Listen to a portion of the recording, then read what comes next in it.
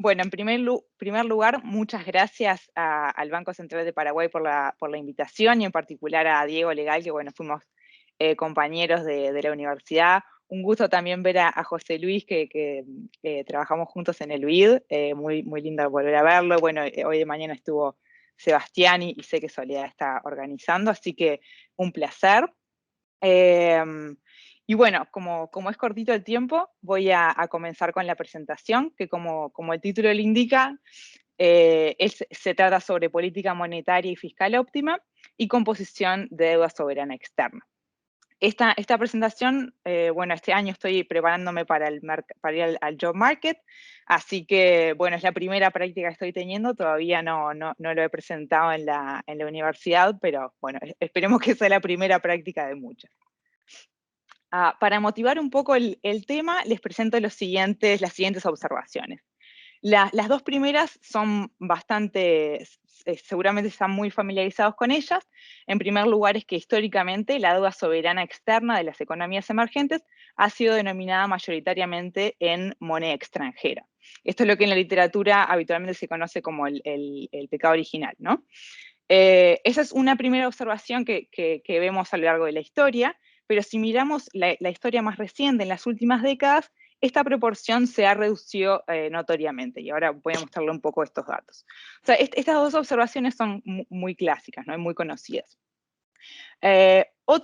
Un punto, lo que tengo acá en verde serían como observaciones que he hecho en función de una base de datos que elaboré, y es que la proporción en unidades de la deuda externa denominada en unidades indexadas se ha reducido recientemente, dando lugar a una mayor proporción en moneda local. Y acá esta distinción, ¿por qué la hago? Bueno, en primer lugar, por como vamos a ver luego, las propiedades o las características que tiene la deuda externa denominada en unidades indexadas versus en moneda local o nominal, son distintas, o sea, van a generar distintos incentivos al gobierno, y por eso es importante esta distinción. Habiendo hecho esta aclaración, no es tan sencillo conseguir esta distinción para todos los casos. De hecho, comencé analizando Argentina, Brasil, Chile, Colombia, México, Perú y Uruguay, que son los países que están incluidos en la base de datos de Artnal y Tsuda, que es una base de datos que el IMF está actualizando, si mal no recuerdo, o sea, son datos trimestrales, pero creo que al menos 2 veces al año están actualizados. Esa base de datos tiene distinción de deuda total, soberana y externa, entre moneda local y moneda extranjera, pero no distingue entre unidades indexadas y deuda puramente nominal. Entonces lo que hice fui a las bases de datos locales de cada uno de estos países que mencioné, y para la deuda total sí pude conseguir datos y series bastante largas, pero mirando específicamente deuda soberana externa es un poquito más complicado. Y ahí a veces refiere a la distinción entre cómo se define deuda soberana externa, que obviamente es muy importante. Para mi trabajo, y habitualmente lo que considera el IMF, las guías del IMF, es que la deuda soberana externa se entendía como deuda emitida por el gobierno en poder de no residentes, ¿sí? Entonces, por ejemplo, en el caso de Brasil, que ahora José Luis presentó, y yo les voy a presentar los datos de Brasil, Brasil tiene la deuda emitida en mercados locales y emitida en mercados externos. Entonces, después hay que ir un paso más a ver el tema de la tenencia. ¿Quiénes son los tenedores de esos bonos? En general, los bonos emitidos en mercados internacionales, si no se tiene información, se asume que la gran proporción eh, está en manos de no residentes, mientras que los bonos emitidos en mercados domésticos hay que ir un poquito más y ver. Obviamente hay un mayor sesgo a que sean residentes, pero en el caso de Brasil una gran proporción es también de no residentes. Bueno, así que les voy a mostrar este primer un gráfico que trata de encapsular estas tres primeras observaciones.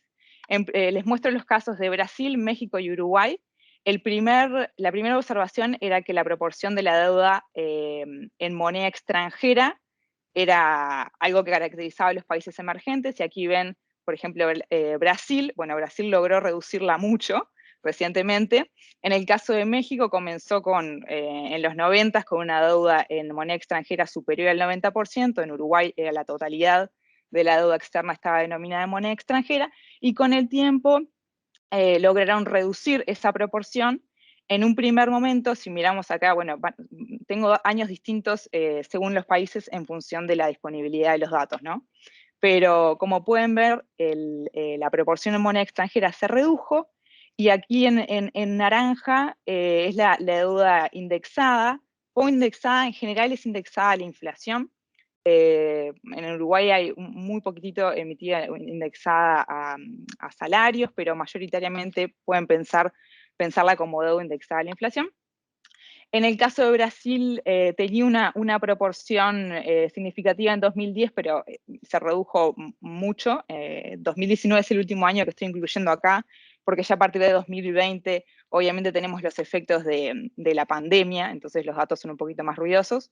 En el caso de México, un poquito menos de un cuarto de la deuda no en moneda extranjera había sido indexada en el 93, pero ya en 2009 se redujo mucho.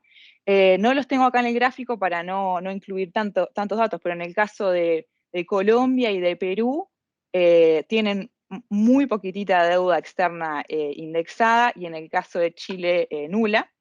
Sin embargo, en el caso de Uruguay, cuando comenzó a tener deuda extranjera denominada en otras monedas que no fuera la moneda extranjera, en su totalidad estaba indexada. Y si miramos en 2019, esto pueden considerarlo como un límite superior, porque en realidad apliqué la misma proporción que la que se observa en el mercado total, y en general se esperaría que fuera un poquito menos, pero en el caso de Uruguay hay no se ve lo que se observa en otros países, en lo que la deuda indexada es muy baja en comparación con la de moneda local, ¿no? En Uruguay ese no es el caso, pero sí se ve la misma tendencia de que se ha reducido. Y acá me queda, perdón, tengo un botón y me lo tapo. Y los otros dos puntos las otras dos observaciones que quiero enfatizar son que la evolución de la proporción de la deuda en moneda local ha sido procíclica, y voy a ir en más detalle, bueno, ahora tengo un gráfico que les muestro. Sin embargo, cuando miramos la evolución de la proporción de la deuda externa denominada en unidades indexadas, este comportamiento no evidencia un comportamiento procíclico o contracíclico. Y acá, como decía, tengo el caso de Brasil. La serie comienza en 2011, que es a partir de cuando tengo la posibilidad de separar la deuda externa en tres tipos de clasificación: moneda extranjera, moneda local y unidades indexadas.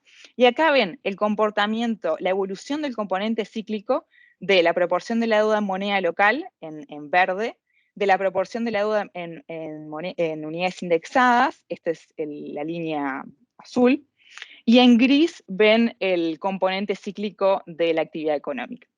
Entonces, si miramos la proporción de deuda en moneda local, la correlación que hay entre estos dos ciclos es del 36%, mientras que si miramos la proporción de deuda indexada es de un menos 5%.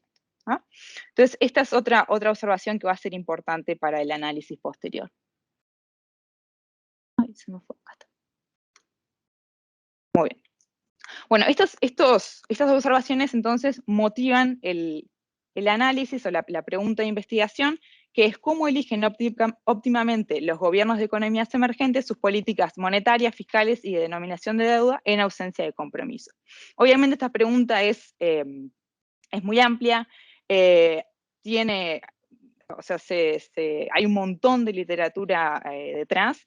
Acá quiero enfatizar bueno, que en esta presentación voy a estar enfocándome en la denominación por monedas. En otras partes del trabajo que estoy haciendo analizo también el tema de la madurez de la deuda, pero no va a ser algo primordial en esta presentación.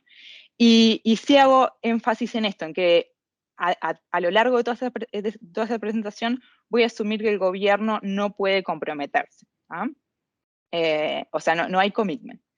Y si quieren pensarlo como preguntas intermedias que vamos a estar analizando en esta presentación, que van a ayudar a responder a la pregunta general, por un lado son cuáles son los beneficios y los costos que están involucrados en una deuda que se denomina moneda local y en unidades indexadas.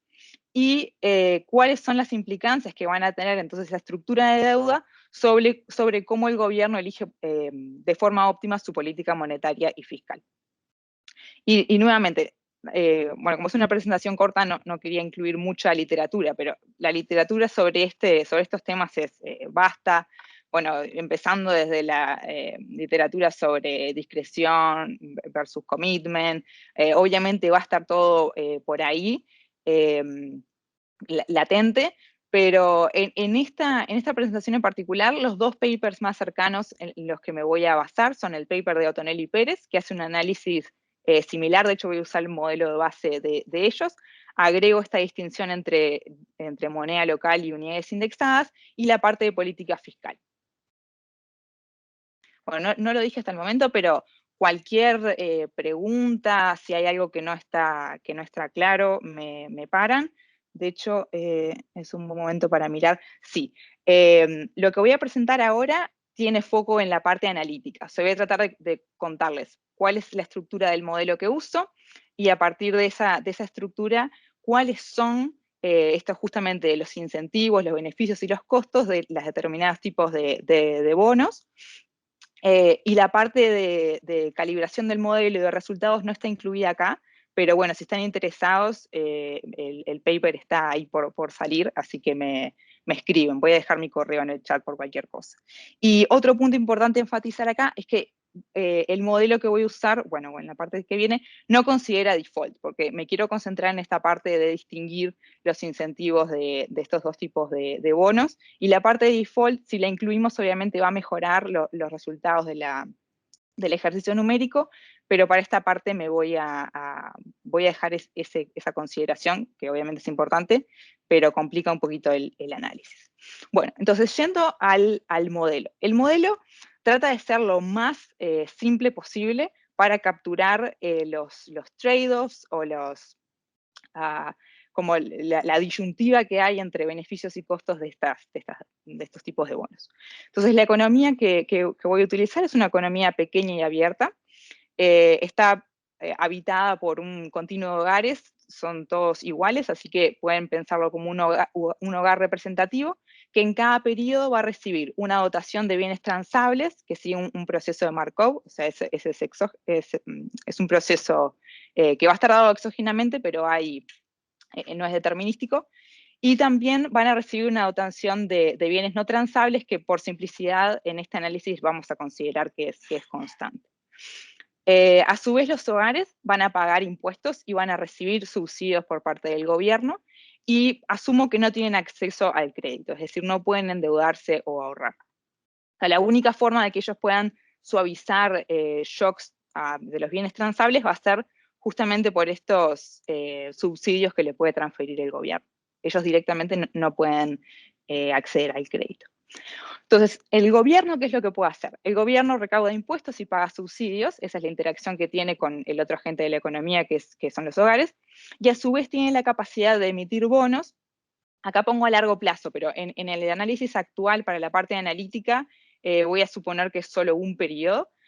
Sin embargo, hay un parámetro que regula la madurez de los bonos, y lo podemos ir cambiando. Esto lo que va a cambiar es el resultado cuantitativo, porque el análisis en líneas generales se mantiene. Y lo importante es que el gobierno va a poder emitir bonos tanto en moneda local como en unidades indexadas o sea, dependiendo de lo que decía, en moneda extranjera. Y como decíamos anteriormente, el gobierno no tiene la capacidad de comprometerse. O sea, ante la tentación de generar una inflación o de generar cambios en el tipo de cambio real, lo va a hacer. Y para cerrar el mercado de bonos, la demanda va a venir dada por los inversionistas extranjeros, y es así como se determina el precio de los bonos. Bueno, esto lo voy a pasar muy rapidito, pero para los que les gusta la parte de ecuaciones, tienen la ecuación, y para los que no, solamente me escuchan y hacen como que no ven las ecuaciones. La idea es que para definir las políticas gubernamentales óptimas, el problema que vamos a resolver es el siguiente. Suponemos que el gobierno es un planificador benevolente y va a resolver un problema de optimización que en forma recursiva se expresa de la siguiente forma, pero es simplemente maximizar la utilidad de los hogares. ¿Cuál es la utilidad? Bueno, la utilidad va a venir dada por una combinación de consumo de bienes transables y de no transables, y a su vez la utilidad de los hogares tiene dos componentes negativos, es decir, los hogares reciben una desutilidad por una mayor inflación y por impuestos. ¿Ah? Que en esta exposición, no, si quieren es una forma reducida, porque no le estoy dando los microfundamentos de dónde surgen estas desutilidades, pero pueden pensarlo como que generan distorsiones. Si cambiamos los precios en la economía, esto genera distorsiones. Si cambiamos los impuestos, también generan cambios en los incentivos de los agentes, y eso es distorsivo. ¿Cuáles van a ser las restricciones de este problema de optimización? La restricción presupuestal de los hogares, del gobierno, la condición de equilibrio en el mercado de no transables, que ya está impuesta acá, el consumo de bienes no transables es exactamente igual a la dotación de no transables, y los precios de los bonos van a estar definidos, como decía anteriormente, por la interacción con los inversores extranjeros. De tiempo, bueno, si me excedo de tiempo me paro. Entonces vamos a analizar cuáles son los beneficios y los costos de estos tipos de estructuras de bonos. En primer lugar, vamos a centrarnos en los beneficios. Entonces, a lo largo del análisis lo que voy a hacer es, del modelo general, que trata de hacer simple, voy a ir apagando determinados mecanismos para hacer foco en determinadas partes. En este caso, como el foco es en la cobertura, voy a asumir que la inflación y los impuestos no son distorsivos y que el gobierno solamente puede elegir deuda de corto plazo. Si ese es el caso, entonces el proceso óptimo de consumo va a satisfacer estas condiciones. La primera condición es simplemente una Euler equation. O sea, el gobierno va a tratar de suavizar el consumo de los hogares, y si miramos esta covarianza que surge de nuevo, es solamente utilizando condiciones de primer orden, ¿no? Viendo el problema de optimización y haciendo suponiendo que el gobierno solamente elige bonos, obtenemos estas relaciones. ¿Y cuál es la idea acá? De repente las covarianzas acá pueden no ser muy útiles, pero pensémoslo de esta manera. En las economías emergentes lo que observamos es, lo que indica la evidencia es que ante una caída en la actividad, el tipo de cambio nominal y el real también aumenta. O sea que la correlación entre actividad y tipo de cambio es negativa. ¿Eso qué nos da? Cuando hay una correlación negativa entre actividad, y que a su vez va a llevar a un consumo menor, y tipo de cambio, el gobierno, endeudándose en moneda local, o en unidades indexadas, si miramos el tipo de cambio real, esto va a generar una cobertura frente al riesgo de ingreso en la economía. ¿Y por qué? Imagínense que, como decíamos antes, hay un shock negativo, eso hace que, bueno, la dotación de transables cae, por lo tanto el consumo de transables caería si nada ocurriera. El tipo de cambio, pensemos en el nominal, el tipo de cambio nominal aumenta. Entonces, si nuestra deuda está denominada en moneda local, el valor real de esa deuda va a disminuir. Y así es como la deuda en moneda local o en unidades indexadas puede oficiar como un instrumento de cobertura. Ese es el beneficio, ¿no?, de tener nuestra deuda denominada en moneda local o en unidades indexadas para el gobierno. Ahora, esto a su vez trae aparejado costos. ¿Por qué? Bueno, si la deuda está denominada en moneda local, ese es el primer análisis acá, y acá lo que asumo es que el tipo de cambio nominal no se ve afectado por cambios en el consumo, simplemente para simplificar el álgebra. Lo que hace el gobierno es balancear, por un lado, el costo que genera la inflación, que como vimos en un principio dijimos, en la utilidad de los hogares hay un componente de desutilidad por inflación, pero por el otro lado hay un beneficio. ¿Por qué? Porque si aumenta el nivel de precios, en este escenario que decíamos, por ejemplo, hay una recesión, entonces aquí se muestra, el valor real de la deuda actual, del stock de deuda en pesos, cae. Ese es el efecto de dilución de la deuda, y eso genera la cantidad de recursos que estaban destinados a pagar la deuda, bueno, ahora es menor, y con esa cantidad de recursos extra se puede aumentar el consumo. Si miramos solamente esta lógica, entonces la inflación óptima es creciente con el stock de deuda en moneda local, como lo indica en este caso, en esta ecuación, y contracíclica. Sin embargo, obviamente los inversores externos van a anticipar este comportamiento del gobierno, de nuevo, porque el gobierno no puede comprometerse, tiene esta tentación de inflacionar y lo haría. Entonces, ¿cómo disciplinan los inversores este comportamiento? Y es justamente requiriendo una tasa de interés más alta. Este efecto disciplinante va a depender de si la deuda está denominada en moneda local o en unidades indexadas o en moneda externa. Entonces, nótese que si la deuda denominada en moneda local es cero, entonces no hay efecto disciplinador, ¿verdad? Porque en ese caso no habría ninguna proporción de deuda que requiera justamente una disciplina. Pero en los casos en el que el stock de deuda, o sea, que el gobierno decida emitir deuda en moneda local, entonces los inversores van a incorporar este efecto y van a requerir una tasa de interés superior. Esto lo que hace es que, antes de pasarme al siguiente, es que incorporando esta disciplina, ya nos va dando un poco la idea de por qué la deuda en moneda, la proporción de deuda en moneda local tiene este comportamiento procíclico, ¿verdad? Justamente es este efecto disciplinante que los lleva a tener ese comportamiento. Ahora miremos otra forma que tiene el gobierno de diluir el valor de la deuda, y es a través de cambios en el tipo de cambio real. Que el gobierno deprecia el tipo de cambio real, entonces logra reducir el valor de la deuda en términos reales. ¿Y cómo lo logra? Bueno, para depreciar el tipo de cambio real tiene que postergar consumos de transables y obviamente eso va a distorsionar la decisión intertemporal de consumo. Nuevamente, los inversores anticipan este incentivo que tiene el gobierno a alterar el tipo de cambio real.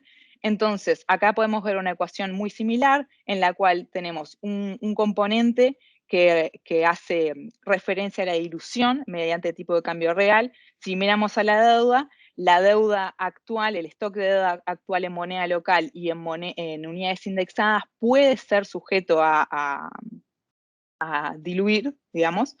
Esa es la base que el gobierno tiene para poder diluir. Y va a haber un efecto disciplinante impuesto por los inversores externos que va a estar vinculado a la sensibilidad que tenga bueno, dependiendo del tipo de deuda que se emita, obviamente va a ser distinto el efecto disciplinante, pero va a estar vinculado a la sensibilidad que tenga la deuda en moneda local y en moneda extranjera a cambios en el tipo de cambio real, y también a las decisiones, al efecto que tengan las decisiones de deuda hoy en la deuda mañana. Ese es el segundo componente por aquí. Y la parte fiscal, que todavía no la había mencionado, está vinculada con esto de la suavización impositiva o tax smoothing y el riesgo y el sesgo, perdón, de estabilización de deuda.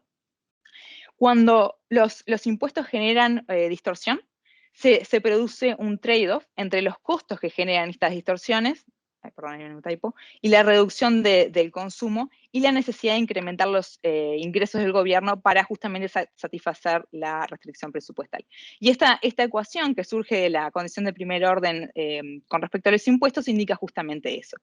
Del lado izquierdo podemos ver los costos que tienen aumentar los impuestos y del lado derecho el beneficio, que sería justamente repagar o llegar a no necesitar emitir más deuda.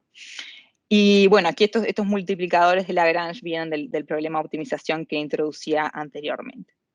Ahora, cuando miramos las condiciones de primer orden de la deuda, obtenemos esta expresión que resume estos dos incentivos que tiene el gobierno. Por un lado, tenemos la suavización impositiva. ¿Qué nos indica esto? Y va un poco al concepto de Barro, ¿no? De 1969. La idea aquí es que si el gobierno pudiera comprometerse, dado que tenemos estas tasas que generan una distorsión, la idea es que las tasas se mantengan suavizadas, tax smoothing. Sin embargo, como sabemos que el gobierno tiene esta tentación de diluir la deuda, se produce este sesgo de estabilización de la deuda, por el cual el gobierno adelanta impuestos, hace el front loading de impuestos, que de esa forma reduce el stock de deuda y reduciendo el stock de deuda reduce la tentación a diluirla. Entonces, esta sería la parte de política fiscal óptima, que va a estar balanceando la suavización impositiva y el sesgo de estabilización de deuda. Entonces, ¿cuál es la conclusión de este análisis? Una política temporalmente consistente, como es la de este caso, en el cual si el gobierno tiene la tentación de desviarse o de no cumplirlo, va a hacer, va a balancear los beneficios de cobertura que mencionamos anteriormente con los problemas de incentivos que genera la deuda en moneda local, vinculado a la dilución de deuda incrementando la inflación o incrementando el tipo de cambio real, y en unidades indexadas. Aquí la dilución de deuda mediante inflación obviamente no está presente, pero sí la dilución en cuanto a tipo de cambio real. Y a su vez va a estar balanceando los incentivos a desviarse de una suavización impositiva, como veíamos en la diapositiva anterior, para reducir el nivel de deuda y de este modo los incentivos a diluirla. Entonces, en este marco, en este modelo que les presenté, la evolución procíclica de la proporción de la deuda en moneda local se debe a los incentivos de dilución mediante inflación, que son contracíclicos, lo que explicaba anteriormente. Sin embargo, esto no se da en el caso de unidades indexadas, porque con unidades indexadas no necesitamos disciplinar esa parte, porque justamente el pago ya está ajustado por inflación. Entonces, la elección óptima de política monetaria y fiscal y denominación de deuda, en el caso de un gobierno que no pueda comprometerse, va a consistir en una determinada fracción de deuda en moneda extranjera. Este tipo de deuda no se ve distorsionada por los incentivos que mencionábamos anteriormente, así como una distribución anticipada de impuestos, este front loading, para también disciplinar o reducir ese incentivo que tendría el gobierno de manera contraria. Así que bueno, ahí, aquí concluye mi presentación. Muchas gracias.